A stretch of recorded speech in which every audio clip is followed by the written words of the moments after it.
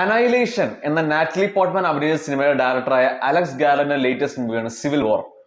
Spiderman 1, 2, 3 ഫെയിമായ കേർസ്റ്റൻ ഡൺസ്റ്റ് ആണ് അഭിനയിച്ചിരിക്കുന്നത്. ആ ആക്ട്രസിന്റെ comeback കൂടെയാണ് സിനിമ. ഞാനൊരു ഫുൾ ഓൺ ആക്ഷൻ പടമാണ് പ്രതീക്ഷ കയറിയത്, പക്ഷെ കിട്ടിയത് ഒരു ക്ലാസ് മൂവിയാണ്.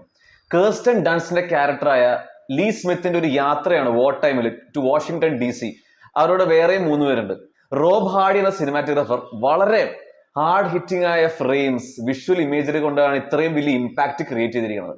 വിഷ്വല് വേറെ ലെവൽ തന്നെയാണ് സിനിമയുടെ. ഡയറക്ടർ അലക്സ് ഗാലന്റെ തന്നെ എല്ലാ സിനിമയിലും ഈ വ്യക്തി തന്നെയാണ് വർക്ക് ചെയ്തിരിക്കുന്നത്. സോ അത്രയും നന്നായിട്ട് അറിയാം ഡയറക്ടറിന്റെ വർക്ക്. വാറിന്റെ ഇന്റൻസിറ്റി, ക്രൂവൽറ്റി, ക്യാരക്ടേഴ്സിന്റെ ട്രാൻസ്ഫോർമേഷൻ, വാർ ഫോട്ടോഗ്രാഫി എന്ന ജോലിയുടെ കോർ ട്രൂത്ത് എല്ലാം നല്ല ബെസ്റ്റ് രീതിയിൽ തന്നെ ഈ കോംബോ ക്യാപ്ചർ ചെയ്തിട്ടുണ്ട്. നമ്മൾ തന്നെ ആകെ ഇല്ലാണ്ടാവും കുറെ നിമിഷങ്ങളിൽ. സ്ലോ ബേണർ ആണെങ്കിൽ പോലും അതാണ് ഈ സിനിമയുടെ ഒരു ബ്യൂട്ടി. അത്രയും മനോഹരമായ ഇന്റൻസ് ആയിട്ടാണ് ഈ സിനിമയുടെ കഥ പറഞ്ഞിരിക്കുന്നത് അലക്സ്. ഫാന്റാസ്റ്റിക് എന്നതിന്റെ കുറവായിട്ട് ഒന്നും പറയാനില്ല ഇതിന്റെ സ്റ്റോറി ടെല്ലിങ്ങിന്. ക്യാരക്ടറൈസേഷൻ നമ്മൾ എടുത്തു പറയേണ്ടതാണ്. എസ്പെഷ്യലി ജെസ്സി കളർ എന്ന ക്യാരക്ടറിനെ വളരെ കമന്റബിൾ രീതിയിലാണ് എഴുതിയിരിക്കുന്നത്. ആ കുട്ടി ആദ്യം എങ്ങനെയായിരുന്നു, പിന്നീട് സിനിമ തീരുമ്പോൾ എങ്ങനെയാണെന്ന് വളരെ ബ്ലണ്ട് ആയിട്ട് തന്നെ പറഞ്ഞിട്ടുണ്ട്. വേറെയും കുറെ സിറ്റുവേഷൻസ്, നമ്മൾ കണ്ട സിറ്റുവേഷൻസിലൊക്കെ കുറെ ഡിഫറെന്റ് സർപ്രൈസ് കൊണ്ടുവന്ന് ഡയറക്ടർ അലക്സ് നമ്മൾ ഞെട്ടിച്ചിട്ടുണ്ട്.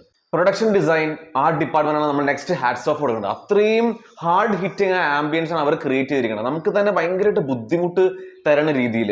മ്യൂസിക് നന്നായിരുന്നു, editing was fantastic, sound design ഗംഭീരമായിരുന്നു, ബാറ്റിൽ സീക്വൻസ് ഒക്കെ വെരി വെൽ എക്സിക്യൂട്ടഡ് ആയിരുന്നു, പെർഫോമൻസ് വളരെ നന്നായിരുന്നു ഈച്ച് ആൻഡ് എവറി കാസ്റ്റിന്റെ. നെഗറ്റീവ്സിനെ പറ്റി പറയുകയാണെങ്കിൽ സ്ലോ ബേണർ ആണ്, ഒരു ഡോക്യുമെന്ററി ഫീൽ അടിച്ചേക്കാം. അല്ലാണ്ട് it's an amazing movie, must watch theatre experience തന്നെയാണ് ആ ഒരു ഇന്റൻസിറ്റി കിട്ടാൻ വേണ്ടി.